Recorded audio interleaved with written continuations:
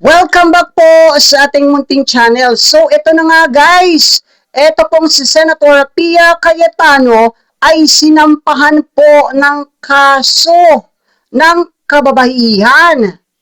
Nabulol pa, no? So, alamin po natin yan guys, yung balita na yan sa likod ng videos na ito. Pero bago po ang lahat, huwag niyo po sanang kalimutang mag-like at mag-subscribe at komentuhan nyo na rin po ito pong videos natin. Ayan, umpisahan na po natin. Nagsampa ng ethics complaint ang isang women's rights group laban kay Senadora Pia Cayetano kaugnay sa pag-post niya ng spliced video ni House Prosecutor Shel Diokno sa impeachment trial ni Vice President Sara Duterte. Guys, yung spliced video po na sinasabi, yun po ay yung pinutol-putol po nila yung video para yung konteksto ng isang videos ay matuon lang doon sa sinasabi nila.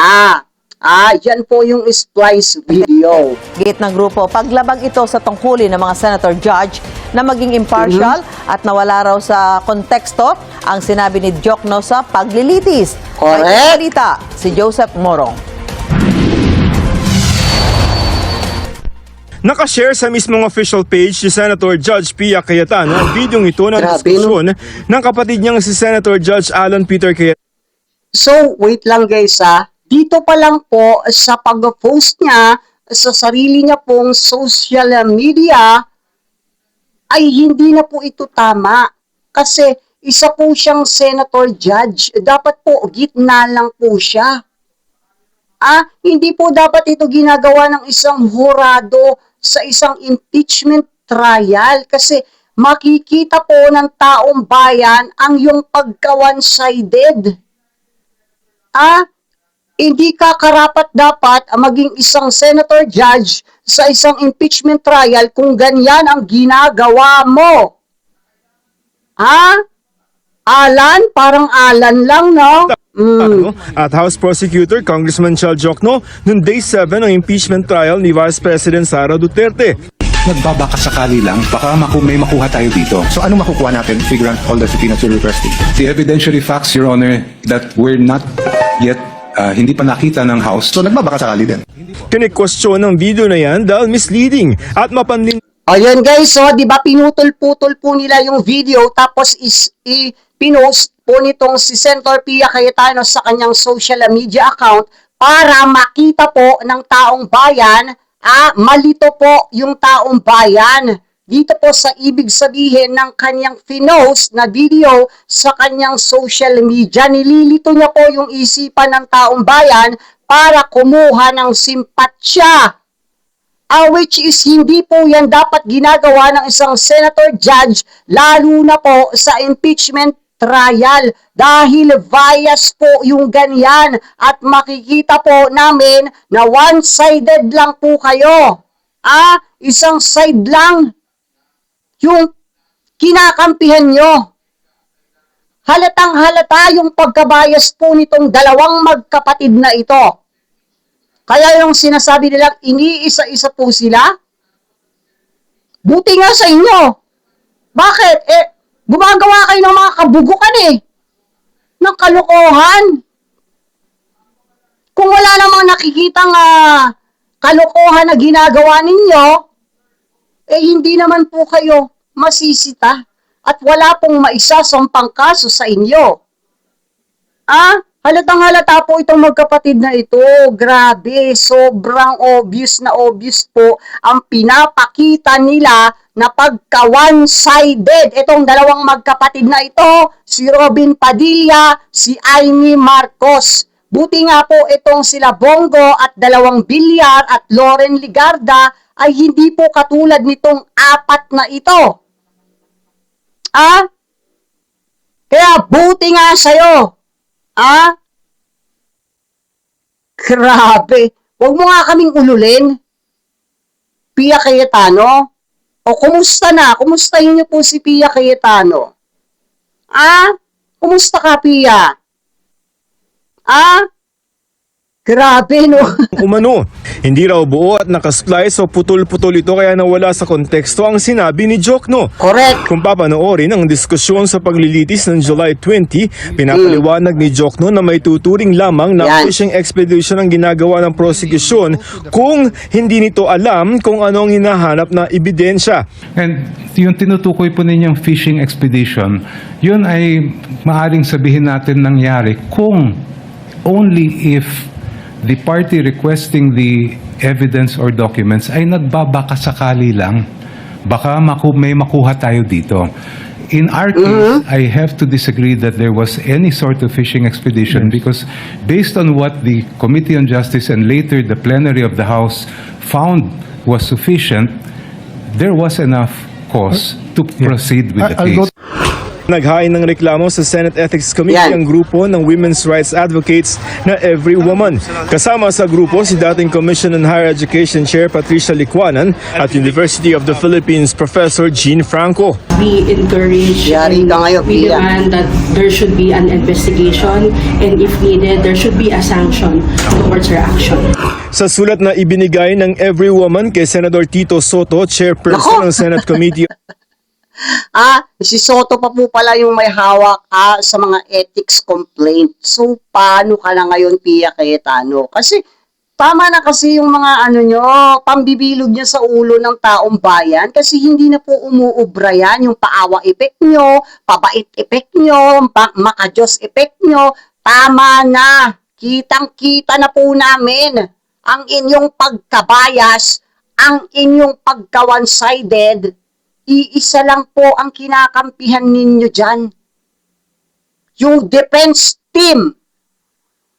Tanungin ko kayo, nakita nyo po bang dinipensahan nitong mga magkapatid na ito, si Robin Padilla, si Amy Marcos, ito pong prosecution team?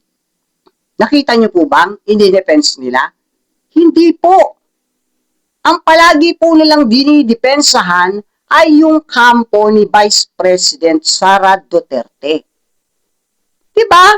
Dapat gitna po itong mga hinayupak na ito. Pero lantaran po na pinakikita nila sa taong bayan, sa publiko, sa harap ng kamera na one-sided po sila. on Ethics at Privileges, sinabi nilang sa pagtanggal ng eksplanasyon ni Jokno na may tsak silang mga bank accounts na gustong ipasubpina, pinalabas daw ng senadora na humihingi ang prosekusyon ng record ng walang ebidensya. Naglagay pa raw ng text na nagbabaka sakali lang at wala mga ebidensya pero nag-aakusa na. Sabi pa ng Every Woman, paglabag daw ito sa tungkulin ni Cayetano bilang abogado at senator judge na kanyang pinanumpaan. At higit Patay daw ka sa ngayon. lahat, nakasisira ito sa kumpiyansa ng publiko sa impeachment court bilang patas at may integridad. Hinihingan pa namin ang reaksyon sa Senadora Cayetano. Bago ang paghahain ng reklamo laban sa kanya, natanong namin ang Senadora tungkol sa issue. Would you like to comment the station niyo kay Jock, no? Why? Oh. 'Di ba? Wala siyang comment kasi aminado siya. Na-splice niya yung video. Na hinati-hati niya. Kaya hindi lumabas yung konteksto nung talagang yung konteksto ng buong video. O 'di ba? No comment siya. Bakit? Kasi nga po aminado siya sa ginawa niya pong kagagahan. Unang-una, hindi ka dapat nagpo-post ng mga ganyang kaselang issue. Usapin dahil isa kang Senator Judge Pia Cayetano. Oh, Ang walang comment, this is Jock, no? I mean, ma'am, sinasabi nila it's not being fair. Nauna naman Diba, hindi siya ni makasagot? Jokno ang kontrobersyal na video at binigyan diin na hindi sila nagbabaka sakali lamang. Hindi yan yung sinabi ko nung nag-hearing kami. Hindi ako nagbabakasakali lang. What took place in the hearing, yun dapat sana yung naging subject ng anumang post on social media. Ayon kay Ethics Committee Chair Soto, hiwalay daw ito Yan. sa impeachment court. Anything that has to do with the Senate, we will, as much as possible, will not allow it to be transgressing into the work of the impeachment. Even if these are actions stemming from... Oh, but if there are actions coming from a senator, it should be taken up in the Senate. As a senator yung judgment natin. Ayon sa Senate Impeachment Court, kung walang magbibigay ng manifestasyon tungkol dito sa korte, ay walang pwedeng maging aksyon ang korte.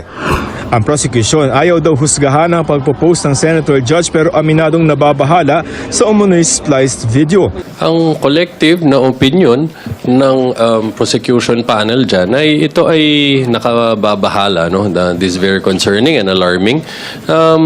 Dahil unang-una, dapat ang impormasyon na makuha ng mga kababayan natin tungkol sa mga nangyayari sa paglitis nito ay accurate. Ano? Dapat kung ano yung mismong nangyayari during the proceedings. Pero nang tanungin kung magmamanifest sila sa impeachment court, kaugnay nito sabi ng prosecution, We're not asking anyone to voluntarily inhibit themselves. No? Again, ayaw namin mag-focus sa personalidad. No? Ang sa amin, ang concern namin dito, hindi para Tama. Nagpo-focus po sila doon sa impeachment trial. So, bahala na po yung nagsampa ng kaso sa ethics complaint dito po kay Senator Pia Cayetano. Hindi na po dapat nila patulan ito pong tawag dito about sa pagsampa ng kaso ng ethics complaint para hindi po sila maguluhan dito po sa ginagawang impeachment trial. Pero sabi ko nga po sa inyo, hindi po dapat yan ipinopost ng isa pong senator judges kasi dapat po sila yung gumigit na dyan. Dapat po sila dumidepende sa dalawang team, hindi lang po sa iisa. So, kung magpo-post ka man ng isang katulad yan sa social media mo, na isang video, so dapat nga, ang sabi po nitong isang congressman po ba ito, is dapat accurate. Dapat kumpleto, hindi po hinahati-hati para yung konteksto ng video is maintindihan po ng taong bayan. Kaya po nila yan hinati-hati para lumabas na masama ang kampo ng prosecution. So, ang ibig sabihin po niyan, nililito po nila yung isipan ng taong bayan, which is hindi po yan tama. Dapat kayo ang nakagitna dyan dahil senator judges po kayo. So, kung masampahan ka man sa ethics complaint, deserve mo yan. Buti nga sa'yo. Kaya yung sinasabi nilang iniisa-isa, kayo yung may kagagawan kung bakit kayo nagkakasunod-sunod na masampahan ng kaso dahil sa kagagawan po din ninyo. Katulad na lang po nung kay Alan Peter Cayetano. Sinira niya po yung credibility na magandang imahe nitong si Senator Ping Lacson.